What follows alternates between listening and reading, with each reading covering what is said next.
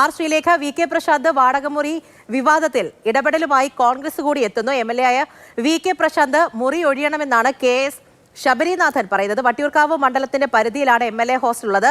അത് Prashant ഉപയോഗിക്കണമെന്നും KS ശബരിനാഥന്റെ Facebook പോസ്റ്റിൽ പറയുന്നുണ്ട്. ഈ വിവരങ്ങൾ കൂടി ജിബിൻ കൂട്ടിച്ചേർക്കും.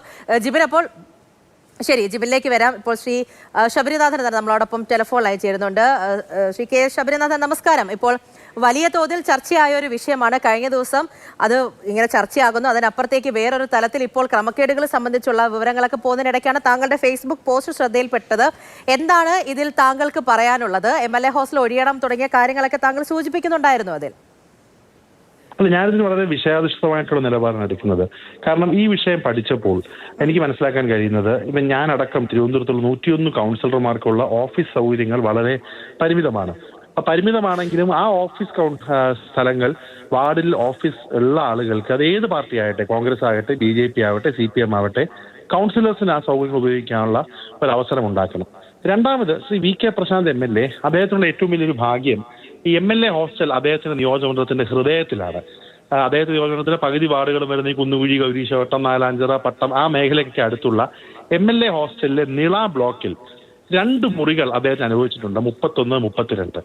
എന്ന് മാത്രമല്ല, പണ്ട് വട്ടിയൂർക്കാവ് MLA ആയിരുന്ന ശ്രീ K മുരളീധരൻ അടക്കം ഇപ്പോഴത്തെ തിരുവനന്തപുരം സെൻട്രലിലെ MLA ശ്രീ ആന്റണി രാജു അടക്കം പ്രവർത്തിക്കുന്നത് ആ ഓഫീസിലാണ്. അപ്പോൾ ആ ഓഫീസിൽ MLA ഹോസ്റ്റലിൽ ആര് വന്നാലും MLA കാണാമെന്ന് ആരും തടയത്തില്ല. തടയുന്നതും മറ്റുമൊക്കെ ഉള്ളത് അങ്ങ് MLA നിയമസഭയ്ക്കകത്താണ്.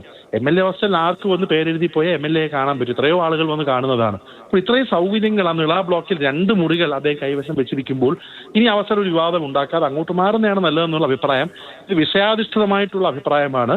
ഈ 101 കൗൺസിലേഴ്സിനും പ്രവർത്തിക്കാനുള്ള സൗകര്യങ്ങൾ, ഇതിൽ കൂടുതൽ സൗകര്യങ്ങൾ കോർപ്പറേഷൻ നൽകണമെന്ന അഭിപ്രായം കൂടി പറയുകയാണ്. ഇതിപ്പോൾ ഞാൻ താങ്കളുടെ ഫേസ്ബുക്ക് പോസ്റ്റ് ഞാൻ വായിച്ചിട്ടുണ്ടായിരുന്നു. അപ്പോൾ സ്വാഭാവികമായിട്ടും ആ ഒരു അഭിപ്രായം താങ്കൾ പങ്കുവെക്കുന്നു. അപ്പോൾ ഇങ്ങനെ ഒരു അഭിപ്രായം ഒരുപക്ഷെ പ്രശാന്ത് MLA ഉൾപ്പെടെയുള്ളവർ കേൾക്കുമ്പോൾ ആ ഒരു വിഷയാധിഷ്ഠിതമായ അഭിപ്രായം എന്നുള്ള രീതിയിൽ അവരെടുക്കാൻ ചാൻസ് ഉണ്ട്. ഇത് മറ്റൊരു തലത്തിലേക്ക് കൂടി നീങ്ങുന്നു എന്ന് തോന്നുന്നുണ്ട്. ഇല്ല, അവരങ്ങനെ എടുക്കേണ്ട ആവശ്യമില്ല. ഇതിനകത്ത് ഞാൻ പറഞ്ഞില്ലേ, ഒരു കാര്യം പറയുമ്പോൾ അത് കൗൺസിലേഴ്സിന് എല്ലാം വേണ്ടി, ഞാൻ പറഞ്ഞല്ലോ 101 കൗൺസിലേഴ്സ്, അത് കോൺഗ്രസ് ആകട്ടെ, BJP ആവട്ടെ, LDF ആവട്ടെ, അവർക്കൊരു ഓഫീസ് സൗകര്യം ഉണ്ടെങ്കിൽ ആ ഓഫീസ് സൗകര്യം കൊടുക്കാനുള്ളത് ഉണ്ടാകണം. ഈ വിഷയത്തിൽ ഒരു കോൺട്രാക്ട് കരാർ നേരത്തെ നഗരസഭയായിട്ടുണ്ടെങ്കിൽ ആ കരാർ നഗരസഭ നോക്കിയിട്ട് ഇനിയിപ്പോൾ 3 മാസം കണ്ടിന്യൂ ചെയ്യണോ വേണ്ട എന്നുള്ളത് നഗരസഭയ്ക്ക് തീരുമാനിക്കാം. പക്ഷേ തത്വമായിട്ട് ഞാൻ പറയുന്നത്, അതിപ്പോൾ ആര് ഭരിക്കാൻ വന്നാലും, നാളെ കോൺഗ്രസ് ഭരിച്ചാലും ആത് MLA വന്നാലും കൗൺസിലേഴ്സിനുള്ള സ്ഥലം കൗൺസിലേഴ്സ് തന്നെ കൊടുക്കണം. ഒന്നിൽ തന്നെ സ്ഥലമില്ലാതിരിക്കുന്ന, വലിയ വാടക കൊടുക്കാനുള്ള സ്ഥിരം അവർക്കില്ല.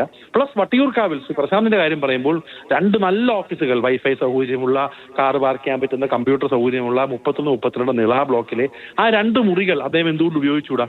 ഇത് വസ്തുനിഷ്ഠമായിട്ടുള്ള, വിഷയത്തെ അടിസ്ഥാനമായിട്ടുള്ള സാധാരണക്കാരുടെ ചോദ്യമാണ്. ആ ഓഫീസ് എന്നുള്ളതാണ്.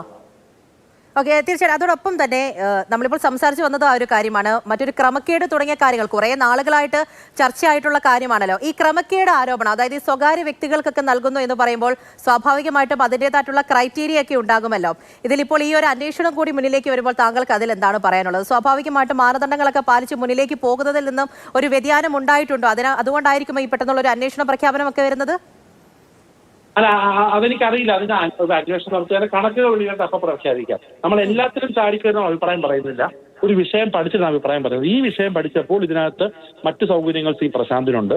നാളെ ഇനി കൂടുതൽ സ്ഥലങ്ങൾ ഇതുപോലെ റേറ്റ് കുറച്ച് കൊടുത്തിട്ടുണ്ടെങ്കിൽ അതിന്റെ തീരുമാനം നഗരസഭ എടുക്കട്ടെ. അത് ഏത് തീരുമാനം എടുത്താലും അത് ജനങ്ങളുടെ നന്മയ്ക്ക് വേണ്ടി നല്ലതാണെങ്കിൽ നമ്മൾ സഹായിക്കും, നല്ലതല്ലെങ്കിൽ നമ്മൾ എതിരെ നിൽക്കും. കൃത്യമാണ് നമ്മുടെ നിലപാട്.